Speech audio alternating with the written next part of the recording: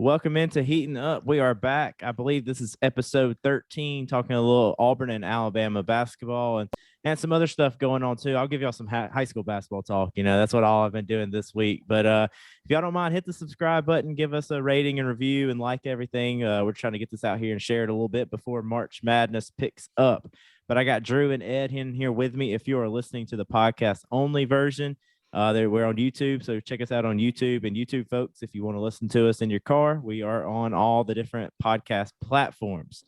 But we are sitting here on a Thursday night, and we want to jump into a little bit what's happened in the last two games for both in-state schools, and then preview Saturday's slate a little bit. So let's jump into the Alabama game first because it was most recent. Alabama played last night. They went to the Pavilion, I believe. It's probably close to what Alabama is going to be building here soon. Alabama 97, Ole Miss 83. Drew, take me through the lead up into the game a little bit because coming off the Kentucky loss where Alabama shot as poorly as you can pretty much shoot, and then they put up 97. But before getting into the game, what was kind of the feeling around the program going into this one? It's kind of been kind of the same thing that it has been the past few weeks. What Alabama team were you going to get? Like you said, shooting 10% from three against Kentucky isn't ideal and as an outlier as far as what, you can expect from them overall. But give them credit because they came out and offensively, we played really well. Ole Miss, they shot the ball really well in the first half, punched us in the mouth a little bit. But, Shaq and Keon and others, they kept on going and was answering all the threes that Ole Miss was hitting and all the different defenses they were throwing out at them. Hey, but going back for a second to the Kentucky game, did you feel like Alabama was getting good shots and you're happy with the shot selection? They just plain weren't going down and it was good defense? Or kind of talk me back through that because, sometimes you can look at your offense and be like, hey, this isn't working. Or sometimes you can just look and say, hey, we didn't make shots. How was that in the Kentucky game? Yeah, it was a little bit of both. I really like Calipari's game plan. He forced our non-shooters to take threes, whereas Gary and Rojas, some guys that you don't necessarily look for to shoot those threes, they were kind of leaving them open. And as the old saying goes, you're open for a reason. And that's not a knock on Gary and Rojas, but they're just not that as high a percentage shooters as, a Shaq or Ellis or someone like that. But on the other side of the ball, Shaq was getting good shots. Keon was getting good shots. JD was getting good shots. Quinterly was. They just wasn't falling. So it was a little bit of both. It's a little bit of how Kentucky game plan for us. And then the other part was a little bit of just a bad night for, all of our shooters to kind of have a bad night together. When you have multiple shooters on a team, you would think that, at least one or two of them is going to be shooting the ball well. And unfortunately, in a big game, everyone just kind of got the same kind of bug as far as shooting the ball. But like I said, we bounced over to Ole Miss. Ole Miss jumped out on us early. They got up 11 at one point in the first half. And then the light bulb switch hit and, Bama went on a run and flipped the score and they went up 11 to go into halftime. And it kind of, LSU jumped out early on us again in the second half, cut it to within single digits.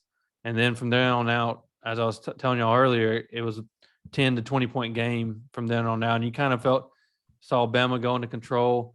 Even though the biggest kind of slight to Bama's team so far and why we've struggled up and down was, yes, our offense is good. That's never been a question this year. If you look at the stats, it's one of the best, most efficient offenses Bama's had in years. But the defense was just lacking. And in big games against good teams, not being able to get stops is really going to hurt you because, if you go down and hit a two, they come down and hit a three. If it's just answering, it's whoever gets that first stop and gets that momentum is going to win that game. And that's why, luckily against Ole Miss, we were able to get a few there down the stretch at the end of the first half. But yeah, we still got to figure out defensively. We have good spurts. We'll have, probably 30% of the game we'll have a good spurt of defense, but that needs to be, like last year's team. The reason they were so good is because even when we weren't shooting the ball well, they were going to lock you up and get stops. It'd be one of those Anthony Grant, Avery Johnson games where it'd be low scoring, but it'll be a close game. Whereas this year, our whole momentum is based off our offense. If if Shaq's hitting and JD's hitting, then the game gets going and it looks good for Bama. But if we're not hitting, we're not getting stops. That's when you get in trouble. One change that I see is that Holt played 26 minutes in the game. They're big while minutes too. Rojas played 8, Miles played 6. Actually, he played more than Davison at 24. What was that decision based on? He didn't score a lot of points, but it seems like he got some rebounds and made some hustle plays. Was it just a searching for defense and toughness type thing with Holt? Is that why he got the opportunity? Or was it foul trouble? What was going on there? So Darius Miles, he got suspended from last game for violating team rules, and it kind of got carried over into this game too, which is why he played. His minutes were very low. But Deshaun, he's a 6'6" freshman. That his offensive game is still catching up, but athletically and defensively, he's kind of ready to fit in because he's got good size, good athleticism. I think Oates has just been slowly trying to get him in there, and Ole Miss was a good matchup for him to get out there and just hustle. Like he understood his role last night. He wasn't looking to try to, take over offensively. He was just, I'm gonna guard my man, get stops, get rebounds, and if he had a really nice dunk last night. If I get the chance to score, then I'll go try to score. But he played his role really well, and I don't know if his plus minus was like 24 last night, which is huge. That sounds like a lot of Devin Cambridge to me. Like every team needs that guy that is just doing their role. Exactly. You're not taking away from your scores, but you're also locking up on defense and providing positive size on that ball, and that's the big key to why he got a lot of playing time last night. And like I said, matchup too. Ole Miss has a lot of guards that can play, even though Ruffin's out. They still have Murrow and Joyner and some of them that can play. And he's a 6'6" kid that added good size and rebounding for us. And the rebounds kind of from the guard position is kind of where we've been lacking a little bit. So it was really good minutes and good to see him get out there and make a good impact on them. So looking at the player stats a little bit, Keon Ellis super efficient, 5 of 6 from the field, 13 points, 4 rebounds, 2 assists. But you got to jump right to Shackelford. He played 36 minutes, 10 of 17, 8 of 13 from the 3-point line, 5 rebounds, 30 points. Ed, let me jump to you because we just watched him kind of go off in the Auburn game as well. And it just seems like when Alabama's playing their best, it's because Shackelford gets hot and you keep rolling through him. How can teams not figure out a way to shut him down a little bit more? It seems like he gets his touches and gets going when Alabama gets going. Or I should say Alabama gets going when Shackelford gets going. Yeah, I mean, Drew talked all that, never mentioned why they won us because Shaq dropped a 30-piece. But, man, I mean, 8 threes will makes that so it's so hard because you can't just run a box and one because if you do, you got JQ or even JD Davison play, 2 for 2, 18 points, 2 for 2 from a 3-point line. And you could see his confidence went up when he hit 1 or 2 of those and he just started attacking. He was in attack mode for the majority of the game. So when you have somebody like JD Davison attacking on offense, attacking the rim, that's going to open up a shot for a Shaq.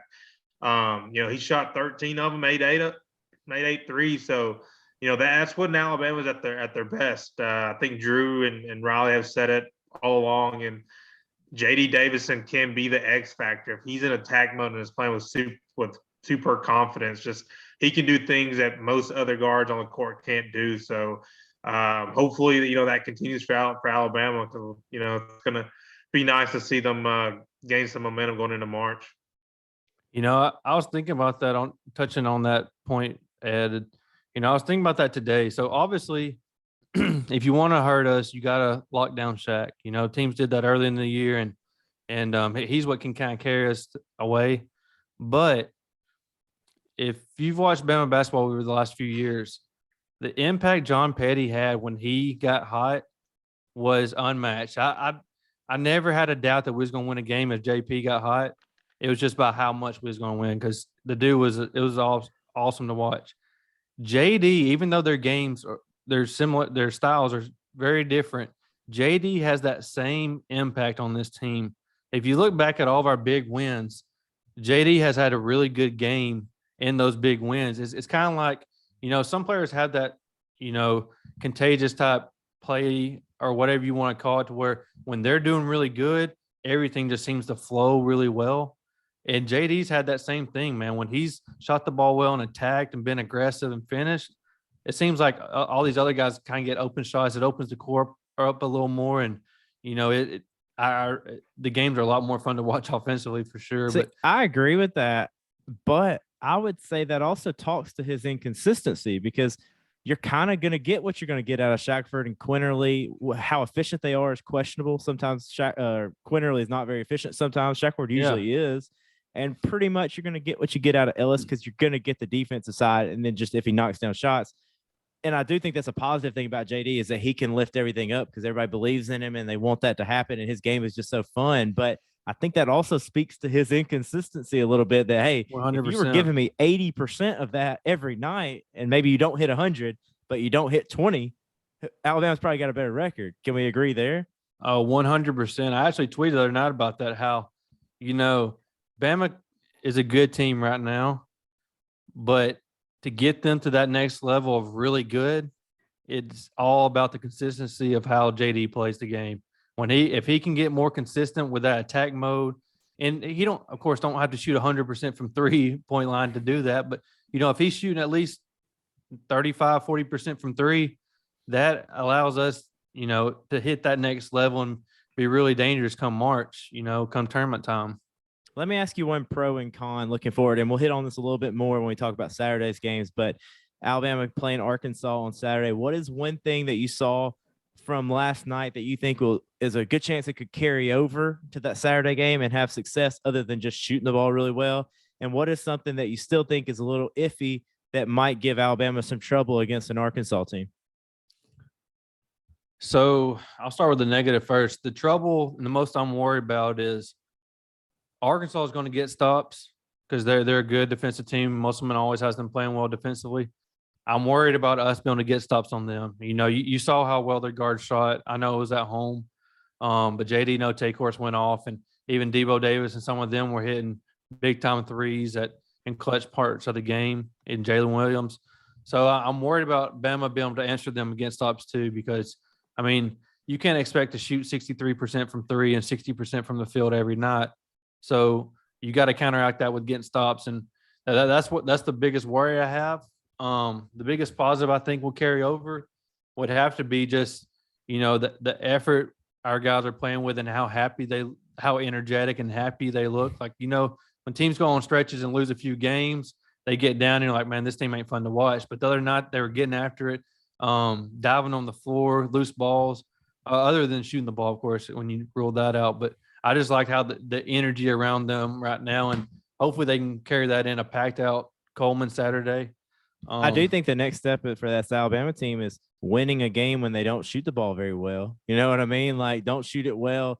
Can they just settle down, still get some stops, maybe get to the free throw line a little bit, kind of that next step?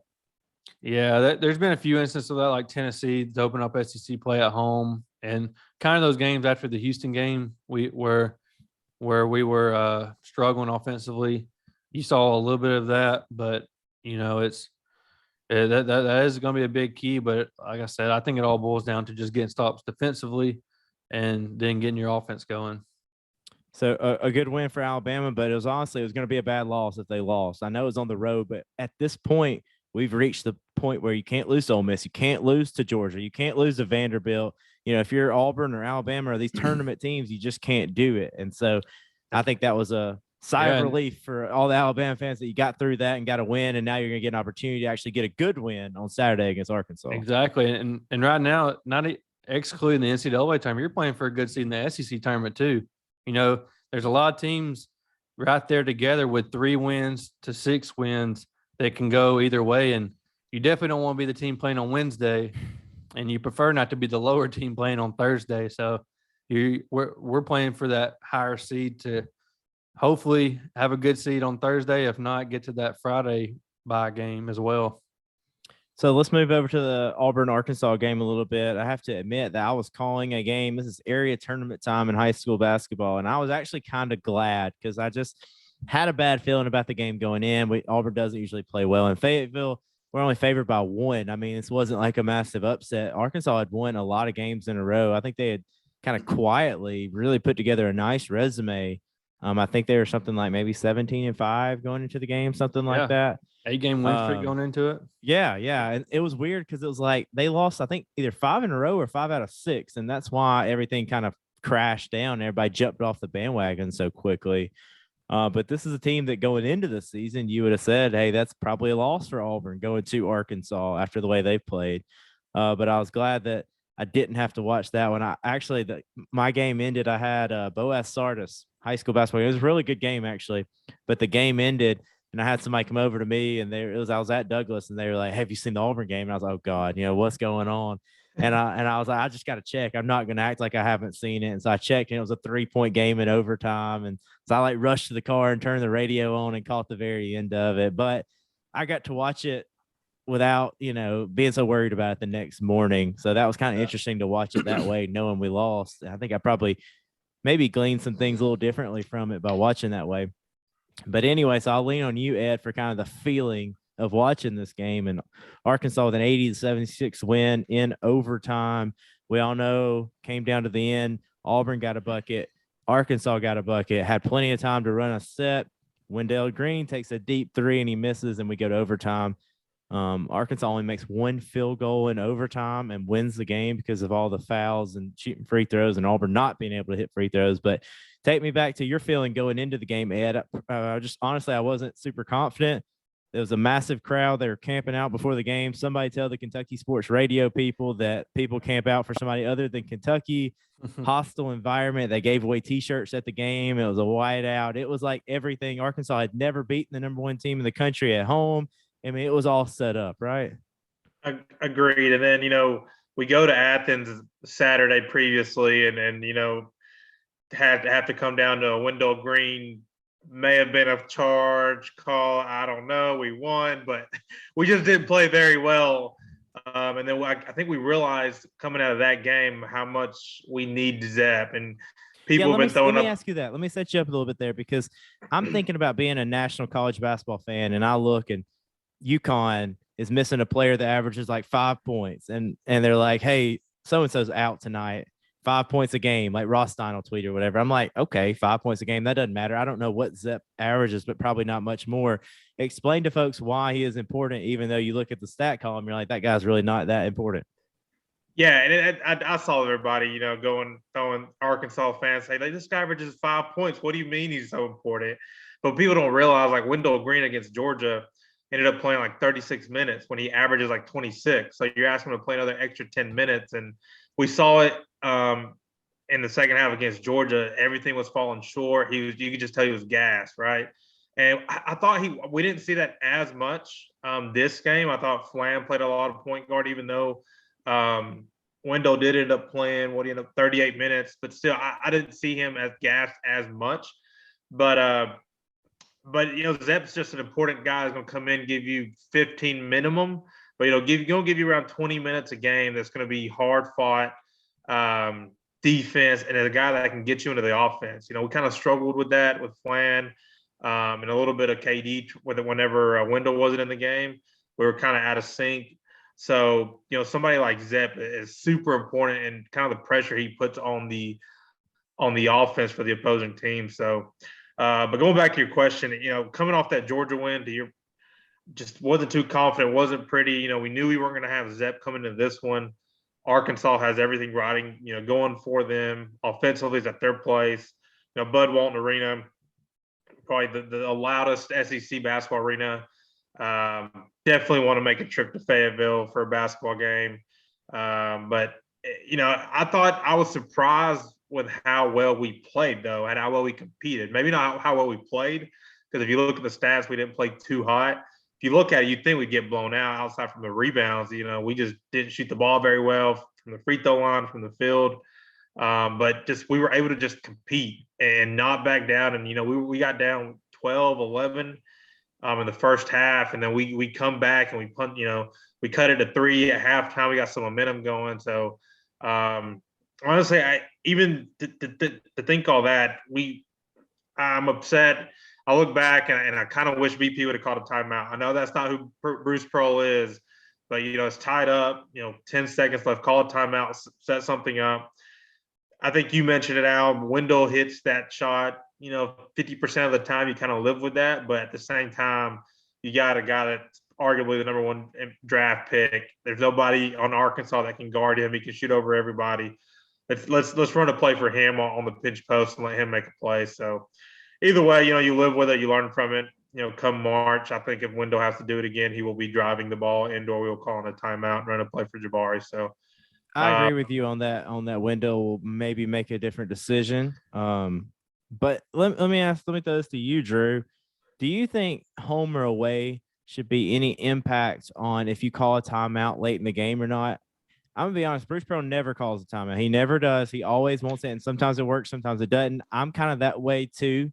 But one thing, does it change when you have a guy like Jabari Smith that you can legitimately draw something up for him to get a touch? And number two, does it matter home and away? And the only reason I asked that is because it was like the possession before that, or maybe one before that, Auburn's up maybe 2 or 3, and Wendell Green's trying to get into his slot to run off the ball screen. He turns his back, and Arkansas has a guy that sprints over there and back taps him and steals it. And it's like maybe the biggest play of the game besides those last ones. And I think it was probably crowd noise. I'm assuming somebody's yelling at him, but he just couldn't hear because it was so loud. Do you think maybe if it's on the road, you call a timeout so that you can make sure you get the play call in that you want to get in, and maybe at home you trust that you can be able to hear and make a play call without calling a timeout? Does that make any sense at all? Yeah, I definitely agree that it probably does change, like you said, at home and away, because obviously at home your fans aren't going to be going crazy with you having the ball final seconds of the game, but and it's really about the maturity and how well prepped you are for that moment too. I'm more on the side that I would call a timeout just to get a good look and make sure it's a look we want, but I've told Ed this even during the Alabama-Auburn game at Alabama. Nate Oates is very similar in that same aspect as Bruce Pearl because I don't know if it's, overwhelming trust they have in their players or, I know during the game they just don't want to slow the game down and they want the pace to stay up. But I'm more on the side where I would call a timeout because like you said, even though Wendell has been our guy during, big moments in games, that last shot, you got a 6'10" forward that can score over almost anybody on that court that's guarding them, and he's shooting the ball. I mean, he's who I would go to. That's kind of been my biggest knock on Bruce here late in games was, Jabari, he disappears a lot, and then I don't think it's more on Jabari. I think it's more on Pearl and the sets that they're running, and I think Bruce even said something about he's the one holding Jabari back. It's not Jabari. But I agree. I've seen posts all day about, was that a good shot? Was that a bad shot? Because most of the time you don't want your guard taking a 35-footer for the game winner. I mean, Damian Lillard did it. Yeah. Paul George called it a bad shot. That's what I'm saying. Like, even if it's a shot that dude hits 30% of the time, it's still – I think you get a better shot with Jabari. I even like freaking the high pick and roll with him and Kessler and getting a chance for the 7-footer to dunk it, or something like that. The only thing I would say is, and I agree, but it's not so some teams would take that shot and it would be like out of ordinary. That's an ordinary shot for Auburn's offense. Like he's got the green light to take that. So that's one thing I would say to that. But yeah, is the right green light during game and the green light at the buzzer to win a game? Are those the same green lights though? Like maybe not. But I'm just saying it wasn't like nobody was shocked by it. You know what I mean? Yeah. Oh, for sure not. There was a possession. I think it was actually in the Georgia game. And we needed a bucket late. And Walker Kessler was posting up and he had his guy pinned. And we didn't throw it to him. And I hear all these guys complaining about it. And I said, look, we don't do that the other 35 minutes of the game. Yeah. Why would we do something different in the last 5 minutes? Yeah, he was open and he might have scored. I think Kessler's got a little more game there than Auburn lets him right now. But why would you do something different in the last just because it's there with 5 minutes left that you wouldn't do with 25 minutes left? You know what I mean? I'm against that. I 100% agree with that. Yeah. I'm against that completely. But let me talk a little bit more X's and O's. Ed, let me throw this to you. It seems like one thing that Arkansas is doing a little bit differently is they were keeping their 5-man in the middle of the paint, and Kessler got a couple threes off of it, but definitely when Dylan Cardwell was in there, they didn't even have somebody up there. So we'd go off a ball screen, and Wendell or Zepp or KD or whoever would get by his guy. And then they weren't having a lot of success with that mid-range, either floater or jumper. One time somebody got their shot blocked from behind, and then they didn't shoot it anymore. Is that something a little bit different that you think now they'll work on a little bit more and have some kind of plan for that? That seemed different, and we weren't able to get the lob. We really weren't getting open kick-out threes either. It kind of clogged everything up. No, yeah, I mean, Arkansas is, top 5 in defensive categories, and it showed. Their win streak has come from starts of the defensive end, and Musselman has said that. And KD Johnson 3 turnovers. I think they were all Charges. Yeah, and Flan had 3 turnovers. I think 1 or 2 of those were charges, and I think Arkansas knew what KD Johnson and Flan like to do is put their head down and go to the rim hard. So, and even with Wendell, they were just not going to let us get to the rim. And like you said, I think it was the first offensive play where Wendell comes off that ball screen with Kessler, mid-range, and Note comes from behind and blocks it. And that just, for the rest of the game, Wendell was indecisive, always turning around, seeing if he was coming or not. And, towards the end of the game, he started being a little bit more aggressive with it. But, that was good credits to Arkansas for doing that. And like to your point, clogging it up there, Jalen Williams, 6'10", big guy that can move. So, it made it tough on our guards that really be crafty around the rim. And, they play such good help side defense. And it was hard to kick it out. And, if we did kick it out, it was to somebody that wasn't a shooter. So they had a really good game plan. And, I was glad to see Kessler hit, I think it was 2 4 for 3. Mm-hmm. So I was really, glad to see him shoot those and make those, build that confidence. And, you kind of saw Arkansas kind of, whenever Kessler was back in, they're a little bit more hesitant to let him shoot that a little bit, make it a little bit more contested. So good game plan by Arkansas. But, to Drew's point, I think we got to find Jabari in those situations. What about letting Jabari be the screener a little bit and doing some pick and pop game there and keeping Kessler down in that dunker spot? I know the role has been what's most killer, but if they're not going to come out there, maybe that would help out a little bit. I wonder if they worked on that, and that might be a part of the game plan a little bit more. I would agree. I would have liked to see Jalen and Jabari in the game at the same time. Kessler and Cardwell played so well, though. That's the thing. Like, they were dominating down there. So it's hard to take one of them out and lose that advantage to hope that Jalen Williams will knock down a 3. You know what I mean? Yeah, no, that's a good point. And, everybody, even Drew, I think would agree that when Kessler's not in the game, as good as Cardwell is, we just not as good defensively when Kessler's not in the game. I mean, the impact that he has from a block perspective, he had 7 blocks, but even when just a shot contestant that he has is just unbelievable. So I guess from your point, that's a good point. Do you sacrifice some offensive for defensive? The answer is no. Our defense has traveled well and kept us in a lot of games this year and won us games. So it's tough. I think going forward, BP is he knows he's got to get Jabari some looks, even though he did finish with 20. 6 of those came at the right there at the end, 2 threes back to back. So, but still, I think we're arguing. He had 20. Take away those, he still has 14. But I still think we need to find him a little bit down the stretch to get us a little bit more offense, especially in the half court. Yeah, I agree, and I think Zepp Jasper's supposed to be back Saturday, so that'll help the rotations get back to normal a little bit. Maybe take a little pressure off Wendell and KD, because hey, end of the game, I'm giving the ball to KD most of the time. I'm surprised he didn't go demand a touch right there. You better be glad he didn't get the rebound or get that. He might have come in front of Wendell and grabbed the outlet pass. Like, that dude is a menace and just makes it happen. But I got to watch the game with knowing the result already. And to be honest, I'm not taking a lot of negative stuff out of the game. I mean, I'm not panicking because you lost at Arkansas and you had a shot to win. You were winning in the last minute.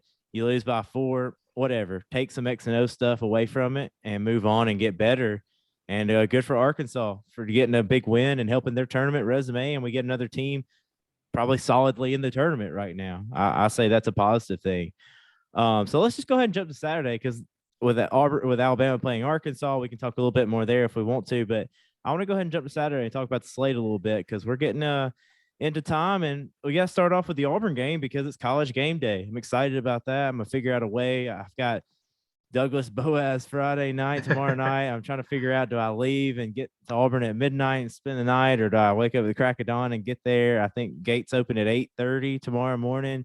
Game day is 10 to 11, I think, and then the game tips at 11. I don't know how they're going to do that logistically. How are they going to have game day on the floor with people warming up? I have no idea. They announced it today. Yeah, they announced that they're gonna have it right up against half court, kind of off the court, but kind of on the court a little bit with the students in the background.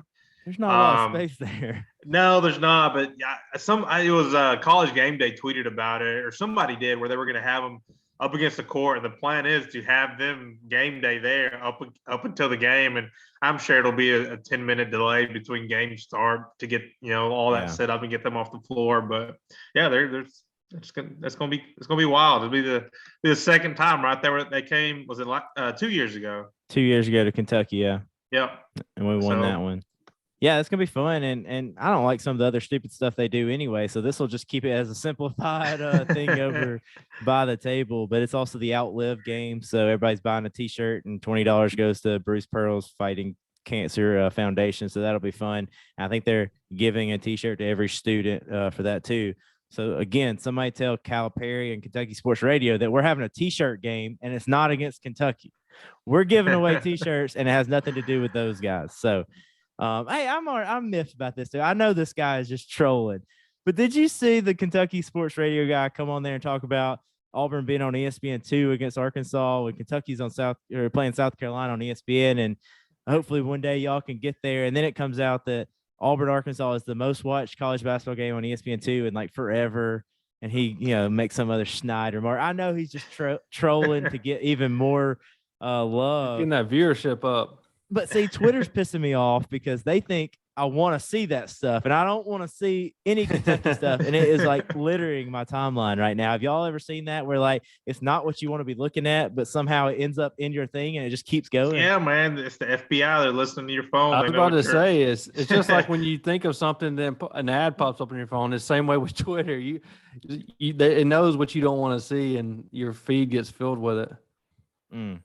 So frustrating. But just real quick on this game, it's on ESPN. Sorry, Kentucky, I don't know what channel you're on. Yeah, you're on ESPN later. But playing A&M, this game would have been a lot bigger a month ago, but A&M is kind of falling apart. Lost like 7 or 8 in a row. I told y'all I never bought into them, but they're okay defensively. They'll muck it up a little bit and make it interesting. I just don't know that they can score. And I just feel like I don't know what the line's going to be in that game, but Auburn with full strength, coming off a loss, game day, 11. I just think it's going to be a beatdown of epic proportions. Does anybody feel like this game won't be an Auburn blowout? A&M started out 4-0 in SEC play, and everyone jumped on the bandwagon. And, even Lenardi almost had them in the tournament and all that. And then dropping 7 straight and then going to Auburn to play them. I don't see any other finish other than a blowout, to be honest. No, and like you said, but Buzz Williams, his offense isn't really, an offense that scores. Like don't say that. Our YouTube commenter from episode 1 will come in here and say, "Why are y'all talking trash about A&M?" Yeah, was he an A&M guy? He's an Alabama guy, but he was big on A&M. I don't know how that works. But they love to grind you down and make it an ugly game and score 60 points. And that's just not the way Auburn plays. So I don't know. I just don't. And I don't think that beats Auburn this year. There's just we can play that way too if we had to, and we got better players. Yeah, any thoughts, Ed? Yeah, I think I think Harry Coleman is like their big guy that gets big minutes, 6'8" Duke transfer. But even then, like he's going to be guarding Kessler. They got a 7-footer Brown, but he's a freshman. Hasn't got much PT.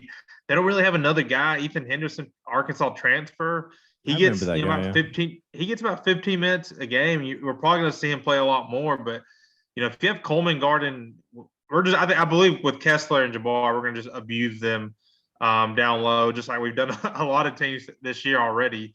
But I want to see us use our length with Jabari and Kessler down low like we have, but really, play through them. And obviously not force too much and, continue doing what we're doing. But I think overall, I expect Auburn to come out, be ready to play. Game days there. I expect a big win at Auburn. Yeah, I just wanted to go over their scores really quickly. Since that Kentucky loss where they lost 64-58 to Kentucky, they got beat by Arkansas by 3 at Fayetteville. They got beat by LSU and Baton Rouge by 6. The bad loss was they got beat at home by South Carolina by 11. I think that's where everybody started saying, like, whoa, what's going on? Then they lost at Tennessee by 10. Then you lose at home to Missouri by 4. And then they lost LSU on Tuesday night by 8. So it was like they're hanging in there, but then they lose the games that they need to go ahead and win, against Missouri or whatever. And then the outlier, they're almost all in the 60s or the low 70s. The outlier was that Tennessee games, 80-90 against Tennessee. That's questionable. I don't know what's going on there. So, I mean, it's not a complete walkover. I just think situationally, it's going to be really tough for them. This is not the ideal. If Auburn would have beat Arkansas and it's not game day and whatever, maybe, but I don't see that. So let's move to the Arkansas-Alabama game because that's also at 11 a.m. on the SEC network. There's no lines on any of these games yet. They'll all come out tomorrow mostly. But according to ESPN, they're like matchup predictor. They think Alabama has a 69.5% chance to win and Arkansas a 30. So I'm thinking that's probably a 4 to 5 point Alabama line, something like that, a couple possession game. Drew, do you think that would be fair? And if that's the line, you feel good about Alabama in this one? I don't know, to be honest with you. Before the Is Kentucky it a letdown game for Arkansas? I mean, they had their, everything going for them that game, and now they go on the road at 11 a.m. against a tough Alabama team that scores 97.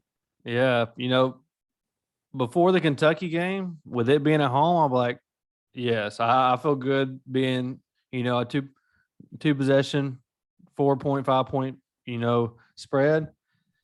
But seeing how we've played that game, even though we answered back and played really well against Ole Miss, I'm still a little hesitant about jumping the gun on as far as calling that a safe bet. It will be interesting to see, how do you rebound from shooting the ball really good game at Ole Miss? How do you rebound from that against a very good defensive team in Arkansas who can also score the ball? I imagine Jalen Williams will have about 8 charges, 4 of them being from James Rojas. But it's going to be Gary has interesting the other. to see. I think one thing that's interesting, I'd be willing to bet that JD Notae will be guarding, I would say Shaq, but it's just unbelievable. Shout out to that guy. Drops 28 on us, but also guarded Wendell Green like the whole dang game. He's a really good defender, long too. So I don't know, Drew. They're pretty versatile. They got a lot of like 6'5" to 6'8" guys that switch. They're versatile. Athletic, can rebound well. They're a tough matchup, size and athletically wise. What's the fan base like, Drew? Is Alabama gonna have this thing packed out, or are they? It's 11 a.m. Are they tired at all from a couple of big games? Talk to me about it. This season the students have been packed out every game, turning away students. And the fans, they've been really good too. I expect it to be packed out for another big game. I think it needs to be that way. If you want to give your team energy, yeah. Especially coming off of them beating y'all, upsetting the number 1 team in the nation and all that. I really expect a really good crowd. And, at 11 o'clock, Bama fans aren't really used to it from football season, but, maybe for basketball season, they'll get there and be loud and make it a cool environment for our players and hopefully contribute to the win.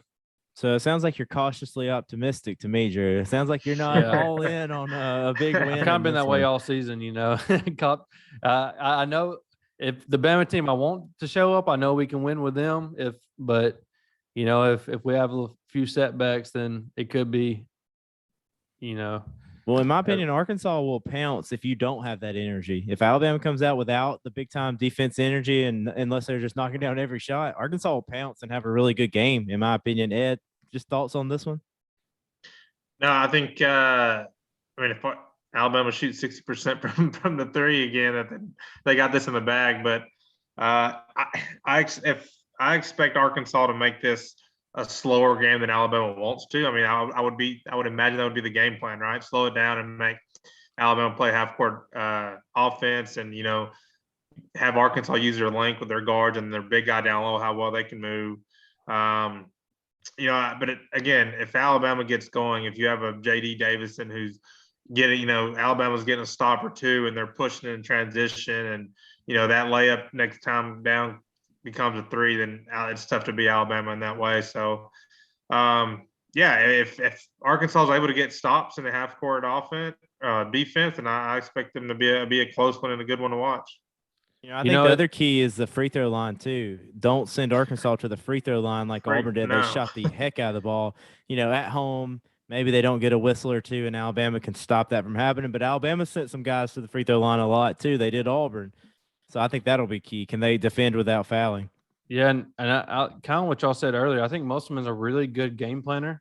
Against y'all, you can put emphasis on that pick and roll, and Kessler shooting threes is not going to beat you. So, even if he hits 2 or 3 or 4, that is not going to beat you as long as you control the other, parts of that offense. And I expect to see kind of what Kentucky did against us, where try to force corner threes from guys that don't normally shoot high percentage threes, and make it kind of an ugly game and get it started off that way. So Musselman's going to have a good game plan for Alabama's offense. It's just, can guys like JD Davison and Keon and some of these other guys answer the bell and have a good game as well to help Shaq and JQ that's getting all that attention. Drew, did you see him with his shirt off after they beat Auburn? Musselman had his shirt off. Yeah. God, if I'm Bruce not Pearl surprised. did that, the SEC would lose it. That dude he's wild, man. Have you ever watched his pregame speeches, like the kind of corny stuff he does to get his guys I've seen those fired recruiting videos. He's worse than old dude down at LSU with the football guy. Yeah. Brian Kelly. Yeah, he's worse than that guy. Musselman, he's a grinder though. Like when I was coaching high school basketball, I really liked his staff. Like they did some stuff online, and I could send them like some questions and some like X and O stuff, and they always got right back to me, and they were really good. I think he's like a basketball lifer, like grinder type guy. If you tweet at him, he's going to like your tweet or tweet at you back. Like he's very active with, people. Yeah, I think it's a good fit. I'm glad that I think it's good for the SEC for Arkansas to be good at basketball. They're passionate about it. So it sounds to me like if this line's like 5 or 6, you might take the points just because I think this is going to be a tight one. I think it can go either way. Let's move down to, we won't hit on this one very long, but 1 o'clock, South Carolina at Georgia. Georgia had a chance again in that last game. Who are they playing? Maybe last night. Let's see. Florida. They were right there with Florida. That was a good game. Yeah, and just kind of let it go there at the end. South Carolina and Georgia. Any quick thoughts on this one? Why would anybody want to watch this game? Yeah, I don't know about this one. I think it'll probably be close to toss-up being at Georgia. If anything, maybe South Carolina favored by 2 or 3 points or something. I mean, South Carolina's playing a little bit better. But, I mean, at Georgia, and they almost knock off Auburn. I don't know. I was about to say, I like the way Georgia's been playing at home. It seems like they kind of find their little, niche of how they want to play. I like Georgia at home. Does anybody need this game more than Tom Crean needs this game on Saturday? Seriously. But, I mean, they did get the guy that played really well against Auburn, their guard. Somebody. He's got a weird name. I know you're talking about. Yeah. Starts with a Q. Yeah. I mean, ever since Aquindo he's gotten back, or something like that. Right. Yeah. Bruce said going into that Georgia game, like Georgia ranks, in the top 7 in the SEC in a lot of offensive categories, so they can score the ball. And then Auburn gapped him, and he airballed 2 threes in a row. Yes, a freak of an athlete. I get to the rim though, and can finish very well, especially in transition. So, I like Georgia at home. Just be a good win for those guys to get their second win in the SEC. I guess I'll stick with that too as a good preview for Wednesday night of the SEC tournament, the play-in games. Let's move to 3 o'clock on ESPN. Florida at Kentucky. Boy, everybody is raving about Kentucky right now. Y'all see any reason that Florida could go into Rupp and win?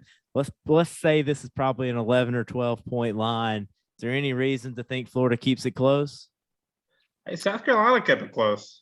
So, they were at Rupp again, a hard fighting Frank Martin team, but No, I mean it's a Saturday. I think Kentucky's going to be ready to play. You know, they still think about those Billy Donovan SEC championships he stole from them. It's a little rivalry. So Kentucky big. I agree. I think Kentucky's playing too well right now. They got their full roster back. But I think they play well Saturday, and I don't think it'll be a blowout, but I think they convincingly win. There's some writers that want to put Kentucky 1 over Gonzaga.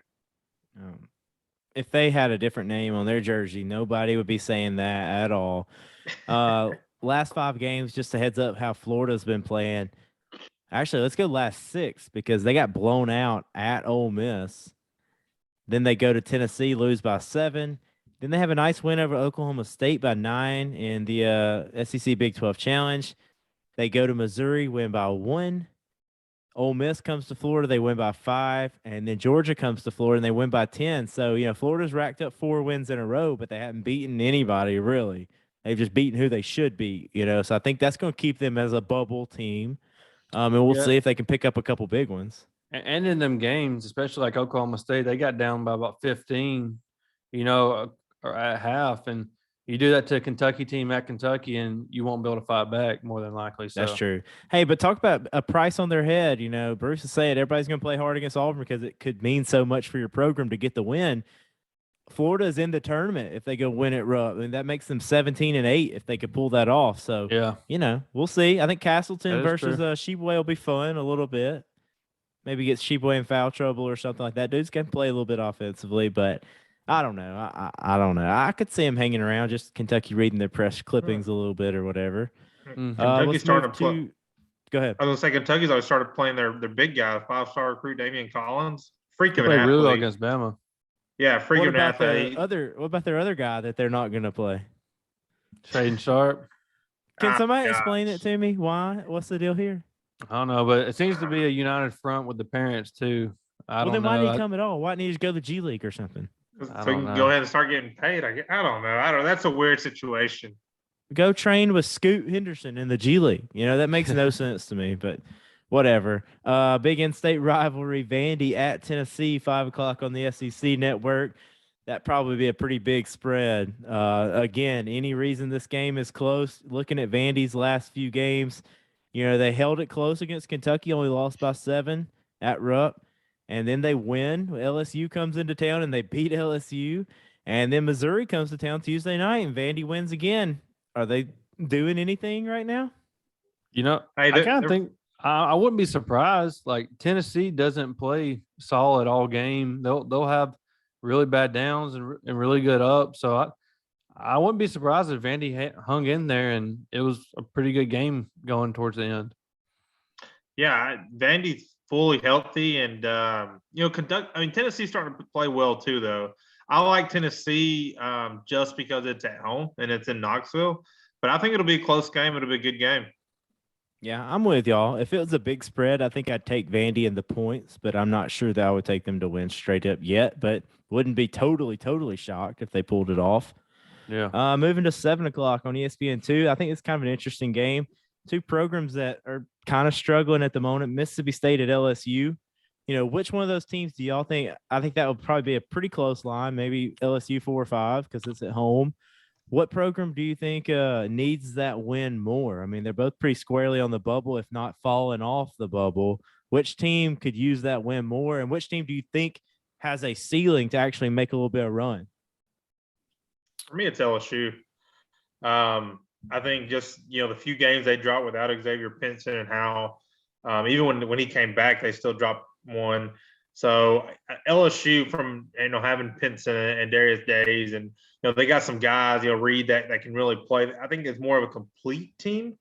And they've shown their capability from a defensive perspective and how well they compete against some top tier teams. So I think LSU needs this win more. Mississippi State, God, what a disappointment. I mean, would y'all agree that, coming into the season, they're probably the biggest disappointment as of this far into the season? Yeah, I would think so.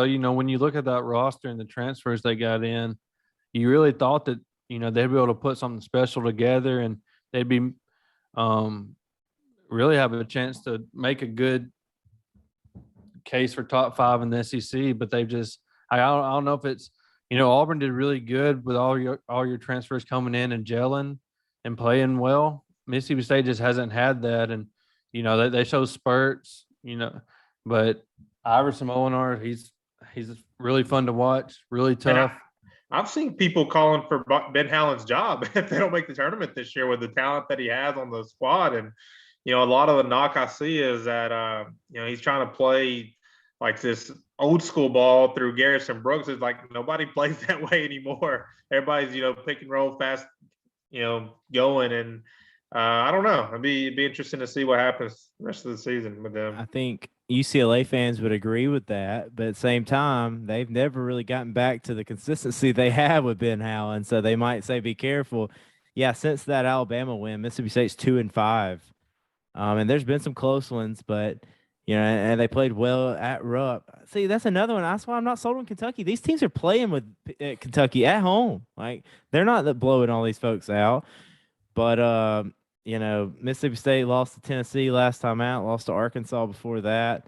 They did beat South Carolina, but they haven't beaten anybody since Alabama, really. So I don't know. I'm not a big LSU fan with this team. I don't know. There's just something that doesn't click with that. I know the Pinson thing was a big deal, but at home, if I had to wager on it, I'm betting LSU probably, but I still kind of believe in Mississippi State a little bit more than LSU. I'm going to stick with State on that.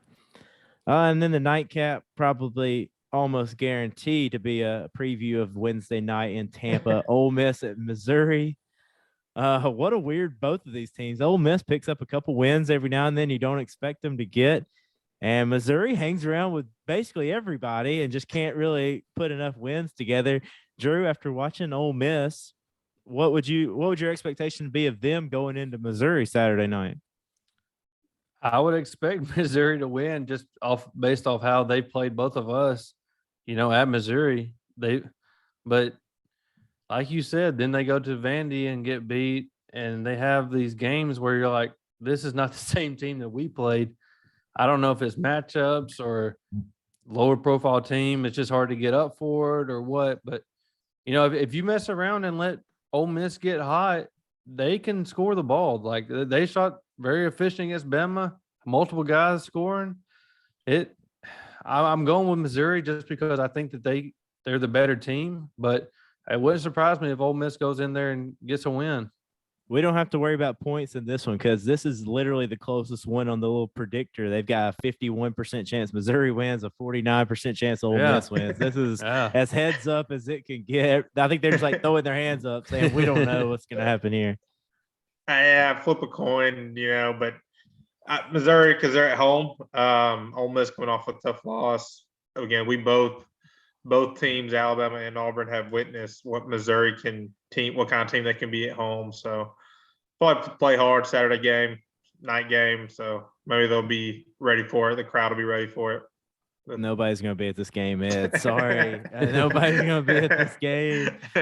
But just wrapping up, looking at the slate, I'm excited about the Auburn game early. I wish Alabama-Arkansas was not at the same time so I could watch that one later on. But we'll have to rewatch that one on YouTube. Other than that, TV's going now.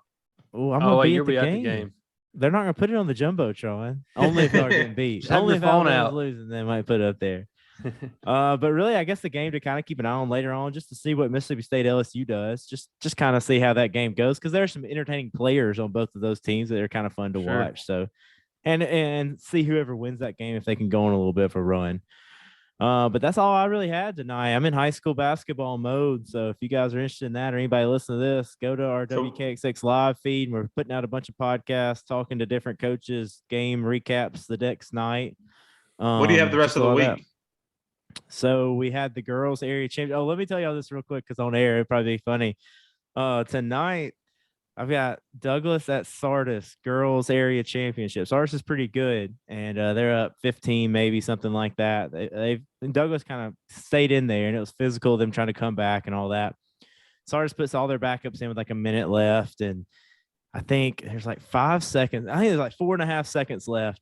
And this girl for Sardis has the ball in like the short corner, and she's just getting raked. I mean, the Douglas girls are just all over.